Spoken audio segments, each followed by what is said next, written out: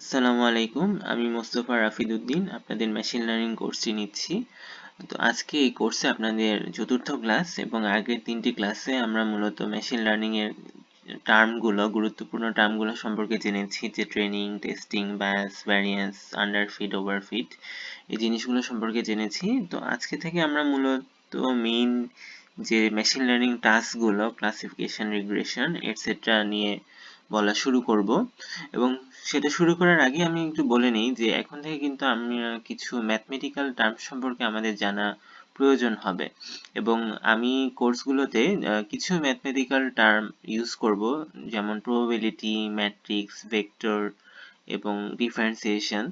এবং ধরে নিব যে আপনারা এই জিনিসগুলো সম্পর্কে ইতিমধ্যেই জানেন, এবং এগুলো খুব হাই লেভেলে ইউজ করা হবে না, জাস্ট বেসিক এই জিনিসগুলো কি সেটা জানলেই চলবে। যদি কেউ না জেনে থাকেন তবে আমি অনুরোধ করব সেগুলো জেনে নিতে, কারণ হচ্ছে আমি যদি এই কোর্সে ওগুলোও কভার করতে যাই তাহলে আসলে ব্যাপারটা সময় সাপেক্ষ হবে না। এবং এটা আসলে ঠিক ম্যাথ কোর্স না, মেশিন লার্নিং কোর্স, কিন্তু ম্যাথটা আসলে অনেক বেশি দরকার হয় মেশিন লার্নিং এ। এই জন্য বলবো যে বেশি কিছু না, প্রবাবিলিটি, ম্যাট্রিক্স, ভেক্টর এবং ডিফারেন্সিয়েশন এই কয়টা জিনিস আপনারা একটু ঝালাই করে নিতে পারেন। তো মূল ক্লাসটি শুরু করা যাক। আজকে আমরা মেইনলি পড়বো হচ্ছে ক্লাসিফিকেশন নিয়ে। ক্লাসিফিকেশন জিনিসটা কি, আমি যদি কোনো রিয়েল লাইফের এক্সাম্পল দিই, আমরা মেশিন লার্নিং এ যে কোনো কিছু দেখার সময় একটা রিয়েল লাইফ এক্সাম্পল নিয়ে চিন্তা করব, কারণ মেশিন লার্নিং এ আমরা মূলত রিয়েল লাইফকেই রিপ্রেজেন্ট করার চেষ্টা করি। তো ধরা যাক একটা ফলের ঝুড়ি আছে যেখানে অনেক রকম ফল রাখা আছে, এবং আমাকে বলে দেওয়া হলো যে এখানে কমলা, আপেল, কলা, আঙ্গুর এবং নাশপাতি রাখা আছে।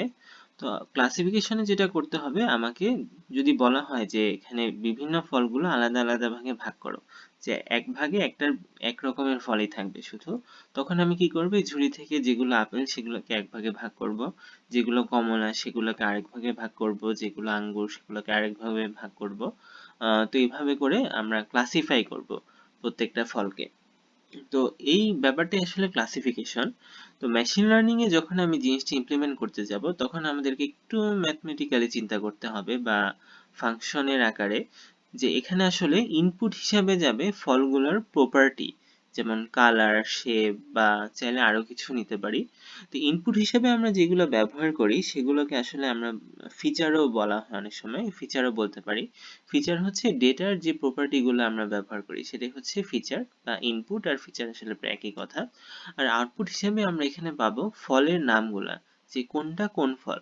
তার মানে আমাকে যদি মেশিনে আমি যদি ইনপুট হিসেবে দেই যে কালারটা কিরকম, শেপটা কিরকম, তাহলে মেশিনটা অটোমেটিক্যালি আমাকে ফলের নামটা বলে দিবে, বা ফলগুলোকে এক একটা সংখ্যা দ্বারা প্রকাশ করতে পারি, যে কমলা হচ্ছে নাম্বার 1, অ্যাপল হচ্ছে নাম্বার 2, তখন আমাকে মেশিনটা আউটপুট হিসেবে ফ্রুটের নাম্বারটা বলবে।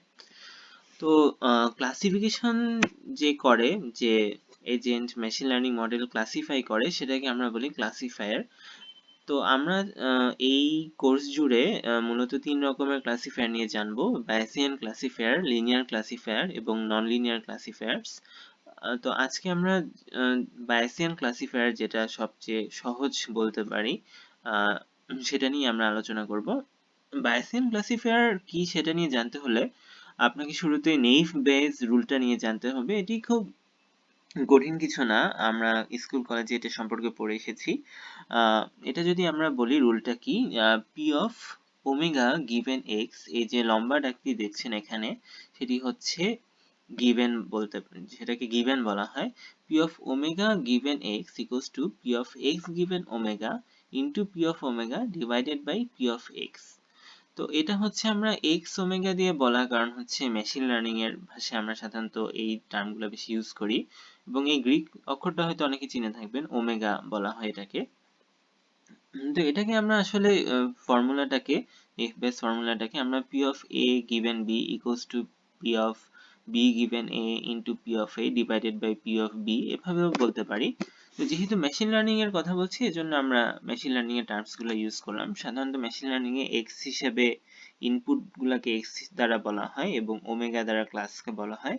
তার মানে আমার এখানে দাঁড়াচ্ছে কি, P of class number given data equals to p of data given class number into p of class number divided by p of data।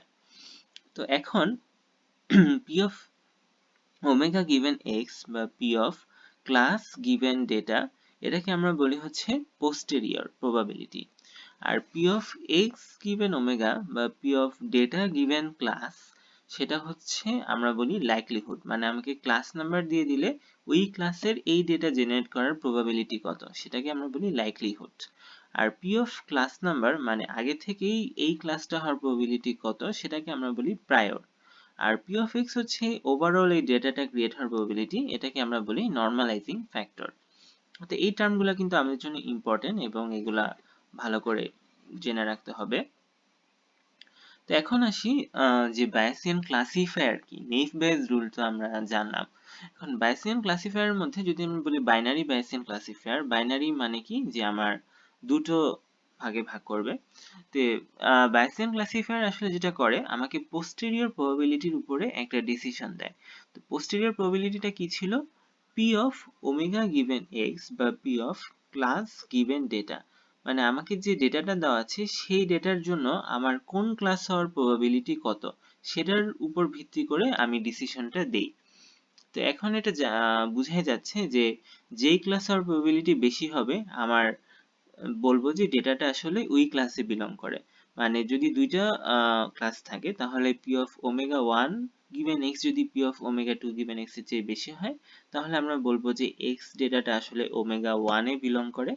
আবার যদি এমন হয় যে P of omega one given x P of omega two given X এর চেয়ে ছোট, তাহলে বলবো এটা ওমেগা টু ক্লাসে বিলং করে। আর যদি আমার বাইনারি না হয়ে এম সংখ্যক ক্লাস থাকে, তাহলে হচ্ছে আমরা এম সংখ্যক ক্লাসের মধ্যে যার জন্য ওই ক্লাসটা হওয়ার এই ডেটার জন্য ওই ক্লাসটা হওয়ার প্রবাবিলিটি বেশি, সেইটাকেই বলবো যে আমরা এই ডেটার জন্য ক্লাসটা আসলে এটা হবে বা ওই ক্লাসে এটা বিলং করে। এখানে যেটা লেখা হয়েছে যে P of omega J given x is greater than P of omega I given x, যেখানে আই হচ্ছে জে বাদে এক 1 থেকে m পর্যন্ত যে কোনো সংখ্যা। তার মানে হচ্ছে m সংখ্যক ক্লাসের মধ্যে যেটার জন্য পোস্টেরিয়র সবচেয়ে বেশি সেই ক্লাসে আমি ক্লাসিফাই করব। এখন কথা হচ্ছে যে ম্যাক্সিমাম বা পোস্টেরিয়র বের করার জন্য যে তিনটা টার্ম আমাদের লাগে, যে লাইকলিহুড, প্রায়র আর নরমালাইজেশন ফ্যাক্টর। তো তার মধ্যে দেখা যায় অধিকাংশ মেশিন লার্নিং মডেলেই আমরা প্রায়রটাকে সেম ধরে থাকি, কারণ প্রায়রটা আসলে আগে থেকে জানার তেমন উপায়, বেশিরভাগ কেসে যে প্রায়রটা আগে থেকে জানার কোনো উপায় থাকে না, তখন ধরে নেওয়া হয় যে সবগুলো ক্লাসের জন্য প্রায়রটা সেম। এবং পি অফ এক্স তো আসলে সূত্র থেকে দেখা যায় যে এটা সবগুলা ক্লাসের জন্য বা সেমই হবে, যেহেতু এটা নরমালাইজিং ফ্যাক্টর। তাহলে যদি আমার যেহেতু পি অফ এক্স ও সবার জন্য সেম এবং পি অফ ওমেগা বা হচ্ছে প্রায়রও যদি সবার জন্য সেম হয়, তাহলে কিন্তু আমার পোস্টেরিয়রটা শুধুমাত্র লাইকলিহুডের জন্য ডিপেন্ড করে। এবং এর আগে যেটা আমরা করেছি যে পোস্টেরিয়র প্রবাবিলিটির উপর করে ডিসিশন দিয়েছি, সেটাকে আমরা বলি ম্যাক্সিমাম অ্যাপোস্টেরিয়রি, মানে যে আর্গুমেন্টটা এখানে লেখা আছে P of omega J given X equals to arg max P of omega J given X, তার মানে যে আর্গুমেন্টটা P of omega J given X কে ম্যাক্সিমাইজ করে সেটাকে আমরা নেই, তো সেটাকে আমরা বলি ম্যাক্সিমাম অ্যাপোস্টেরিয়রি। কিন্তু যদি আমার প্রায়রটাও সেম থাকে এবং সেম ধরে না হয়, তাহলে আমরা যেটা ইউজ করি সেটা হচ্ছে ম্যাক্সিমাম লাইকলিহুড, কারণ সেক্ষেত্রে আসলে পোস্টেরিয়রটা শুধুমাত্র লাইকলিহুডের উপর ডিপেন্ড করে, তার মানে লাইকলিহুড যদি ম্যাক্সিমাম হয় পোস্টেরিয়রও ম্যাক্সিমাম হবে। তো আসলে বেশিরভাগ ক্ষেত্রেই বা মেশিন লার্নিং মডেলগুলোতে আমরা ম্যাক্সিমাম লাইকলিহুডটা ইউজ করি। তো ম্যাক্সিমাম লাইকলিহুড কি অনেকটা বলেই দিলাম আমি, যে এটা আমরা ডিসিশনটা নেই লাইকলিহুড প্রবাবিলিটির উপর ভিত্তি করে, এবং যার জন্য লাইকলিহুড প্রবাবিলিটি বেশি হয়, যদি দুইটা ক্লাস থাকে তাহলে দুইটা ক্লাসের মধ্যে যারটার জন্য বেশি সেটাকে আমরা ট্রু নেচার অফ ক্লাস বলি, ডেটা বলি। আর হচ্ছে যদি m সংখ্যক ক্লাস থাকে তাহলে যার জন্য সবচেয়ে বেশি প্রবাবিলিটি পাই সেটাকেই আমি হচ্ছে ওই ডেটার জন্য ক্লাস বলে থাকি। তো এখন একটা এক্সাম্পল দিয়ে দেখি, যে হয়তো এখানে একটা এক্সাম্পল দেওয়া আছে একটা টেবিলের মতো, যেখানে আইডি, রিফান্ড, পার্সনের ম্যারিটাল স্ট্যাটাস, ট্যাক্সেবল ইনকাম এবং ইভেডের হওয়ার ক্লাসটা দেওয়া আছে। তো এখন ক্লাস হচ্ছে P of class equals to number of that class divided by total number of data. তো এখন পি অফ নো, আমরা এখানে টোটাল 10টি ডেটা দেওয়া আছে, তার মধ্যে নো আছে হচ্ছে গুণে দেখতে পারি আমরা 7টি, 1 2 3 4 6 7 9, এই 7টি ডেটাই হচ্ছে নো তে ক্লাসিফাই করে। আর শুধুমাত্র 3টি ডেটা 5 8 আর 10 হচ্ছে ইয়েস এ ক্লাসিফাই করে। এর জন্য পি অফ নো হচ্ছে 7/10 এবং পি অফ ইয়েস হচ্ছে 3/10। এবং এগুলোকে আমরা আসলে কি বলবো, আমরা এগুলোকে বলবো প্রায়র। এবং এখানে কিন্তু আসলে সেম প্রায়র না, প্রায়রটা ডিফারেন্ট। তার মানে এখানে আসলে ম্যাক্সিমাম লাইকলিহুড ইউজ করলে কাজটা হবে না, এখানে আমাদের ম্যাক্সিমাম অ্যাপোস্টেরিয়রি ইউজ করতে হবে। তো ডিসক্রিট অ্যাট্রিবিউটের জন্য যেটা হয়, ডিসক্রিট অ্যাট্রিবিউট কোনগুলা, যেগুলোর ভ্যালু হচ্ছে ডিসক্রিট, মানে কন্টিনিউয়াস না। যেমন ট্যাক্সেবল ইনকাম, এটা কিন্তু একটা কন্টিনিউয়াস অ্যাট্রিবিউট, কোনো ডিসক্রিট অ্যাট্রিবিউট না, মানে এটার মান কোনো নির্দিষ্ট ভাগে ভাগ করা না, ইয়েস অর নো টাইপের না। কিন্তু ডিসক্রিট অ্যাট্রিবিউট কোনগুলা, যেমন রিফান্ডকে আমি ডিসক্রিট অ্যাট্রিবিউট বলতে পারি, ম্যারিটাল স্ট্যাটাসকেও ডিসক্রিট অ্যাট্রিবিউট বলা যায়। সিঙ্গেল, ম্যারিড অথবা ডিভোর্স 3 রকমেরই হতে পারে, তাই ডিসক্রিট বলতে পারি। তো ডিসক্রিট অ্যাট্রিবিউটে যেটা হয়, প্রবাবিলিটি বের করার নিয়ম হচ্ছে P of attribute I given class K is equals to total number of attribute AI, যেটা সিকে ক্লাসে বিলং করে, ডিভাইডেড বাই ওই ক্লাসে যতগুলো এলিমেন্ট আছে। যেমন probability of status equals to married given class equals to know, এটার প্রবাবিলিটি কত? ক্লাস নো এরকম আছে হচ্ছে 7টা, তাদের মধ্যে স্ট্যাটাস ম্যারিড আছে হচ্ছে 4টি। যেমন ক্লাস নো এবং স্ট্যাটাস হচ্ছে ম্যারিড, সেটা হচ্ছে 2 নম্বরে পাচ্ছি একটা, 4 নম্বরে আছে একটা, তারপর 6 নম্বরে আছে একটা, আবার হচ্ছে 9 নম্বরে আছে একটা। তার মধ্যে 4টাতে আমরা দেখতে পারি যেখানে হচ্ছে ক্লাস নো এবং স্ট্যাটাস ম্যারিড, এই জন্য p of its status equals to married given class no হচ্ছে 4/7। আবার p of refund yes given class yes equals to 0, কারণ class yes এ আমরা দেখি হচ্ছে আছে টোটাল 3টা, তার মধ্যে কোনোটাতেই আমরা রিফান্ডের ভ্যালু yes পাই না, এই জন্য এটার প্রবাবিলিটি হচ্ছে 0। এখন এগুলো তো আমরা দেখলাম যে যেখানে ডিসক্রিট অ্যাট্রিবিউট, যেটা রিফান্ড বা ম্যারিটাল স্ট্যাটাসে দেখছি। এখন যদি আমরা কন্টিনিউয়াস ডেটা হয়, তাহলে দেখা যায় ওইটা এভাবে হয় না, ব্যাপারটা নর্মাল ডিস্ট্রিবিউশন দিয়ে হয় ম্যাক্সিমাম কেসে, যদি ডেটার ডিস্ট্রিবিউশনটা নর্মাল থাকে। তো নর্মাল ডিস্ট্রিবিউশনের ফর্মুলাটা একটু টাফ, যেখানে আমরা এখানে দেখতে পারি P of attribute I given class J equals to 1/√2 pi sigma square e to the power minus AI minus omega I J square given by 2 sigma square I J. এটা দেখলে অনেকে ভয় পেয়ে যাবে, কিন্তু আমি ফর্মুলাটা কেমন অ্যাপ্লাই করতে হয় সেটা দেখিয়ে দিচ্ছি। যেমন আমাকে হয়তো বলা হলো যে ইনকামের ক্লাস যদি নো হয়, তাহলে ইনকামের ক্ষেত্রে আমার ইনকাম ইকুয়ালস টু যদি 120 হওয়ার প্রবাবিলিটি কত, বা 120k হওয়ার প্রবাবিলিটি কত। তো ক্লাস নো এর জন্য আমি ইনকামের স্যাম্পল মিন বের করব এবং স্যাম্পল ভ্যারিয়েন্স বের করব। এবং ক্লাস নো এর জন্য এক্ষেত্রে স্যাম্পল মিন হবে 110k এবং স্যাম্পল ভ্যারিয়েন্স হবে 2975। তো মিন হচ্ছে এখানে মিউর ভ্যালুটা হচ্ছে মিন, আর সিগমার ভ্যালুটা হচ্ছে আমার ভ্যারিয়েন্স। এই যে এই সূত্রে সিগমা হচ্ছে ভ্যারিয়েন্স আর মিউটা হচ্ছে আমার মিন, আর এ হচ্ছে ওই অ্যাট্রিবিউটের ভ্যালুটা। মানে এখানে P of income equals to 120, তার মানে এই যে সূত্র দেখছেন এ আই, এই এর ভ্যালু হবে 120। তো P of income equals to 120 given class equals to no is equals to 1/√2 পাই 54.54, এটা হচ্ছে রুট ওভার সিগমা স্কোয়ারের ভ্যালুটা, মানে রুট ওভার 2975 স্কোয়ারের ভ্যালু। আর হচ্ছে ই টু দি পাওয়ার মাইনাস 120 হচ্ছে এ আই এর ভ্যালু, 110 হচ্ছে স্যাম্পল মিন মানে মিউ এর ভ্যালু, এবং ডিভাইডেড বাই 2 সিগমা স্কোয়ার হচ্ছে 2975। আচ্ছা, সিগমা স্যাম্পল ভ্যারিয়েন্স এখানে যেটা বলা আছে সেটা হচ্ছে সিগমা স্কোয়ার, আর মানে সিগমা হচ্ছে রুট ওভার 2975 মানে 54.54। তো P of income equals to 120 given class no, এটার ভ্যালু আমরা পাচ্ছি ক্যালকুলেট করে 0.0072। তো এখন যদি আমাকে একটা টেস্ট রেকর্ড বলা হয় যে একটা নতুন ডেটা স্যাম্পল আসলো যেখানে রিফান্ডের ভ্যালু হচ্ছে নো, ম্যারিটাল স্ট্যাটাস হচ্ছে ম্যারিড, ট্যাক্সেবল ইনকাম হচ্ছে 120k, তখন আমাকে বলতে হবে যে এটা কোন ক্লাসে পড়তে পারে, নো না ইয়েস। তো আমরা এখানে ক্যালকুলেট করে দেখব P of X given class no হওয়ার প্রবাবিলিটি কত আর P of X given class yes হওয়ার প্রবাবিলিটি কত। তো P of X given class no হওয়ার প্রবাবিলিটি কি হবে, P of refund no given class no into P of married given class no into p of income equals to 120k given class no।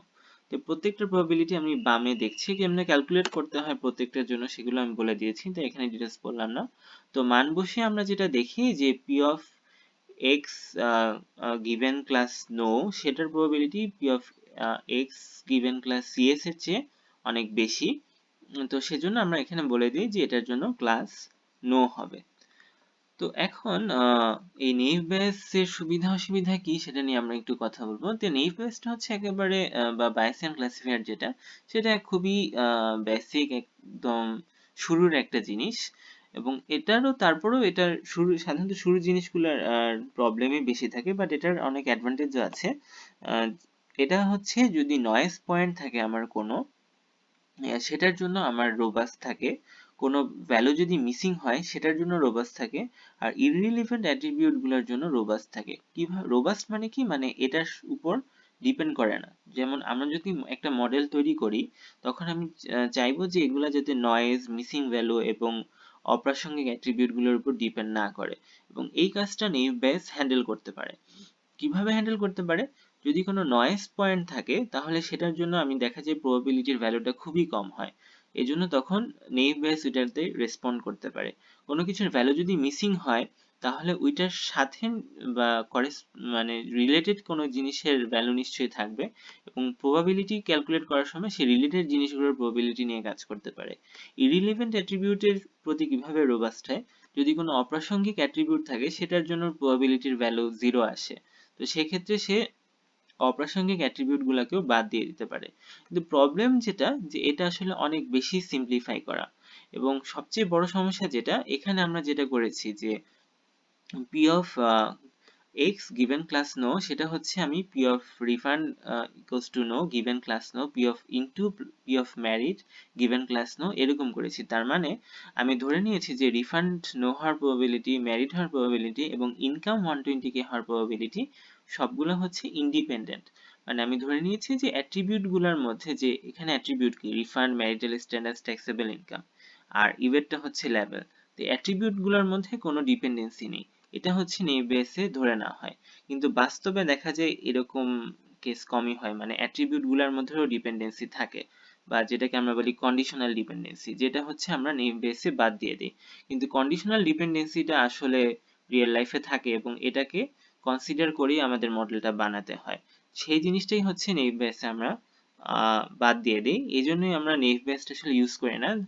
কিন্তু এই জিনিসটা বা conditional dependency consider করে আমরা করতে পারি, সেটাকে আমরা বলি যে বায়াসিয়ান বিলিফ নেটওয়ার্ক, এবং এটা একটু জটিল এবং এখানে প্রবাবিলিটির অনেক বেশি ক্যালকুলেশন আছে দেখে আমি আর এটা নিয়ে তেমন আগাচ্ছি না। তো যাই হোক, আজকে আমরা মূলত বাইসিয়ান ক্লাসিফায়ার নিয়ে জানলাম, পরের দিন আমরা লিনিয়ার ক্লাসিফায়ার নিয়ে আলোচনা করব। তো আজকের মতো এখানেই, সবাইকে ধন্যবাদ।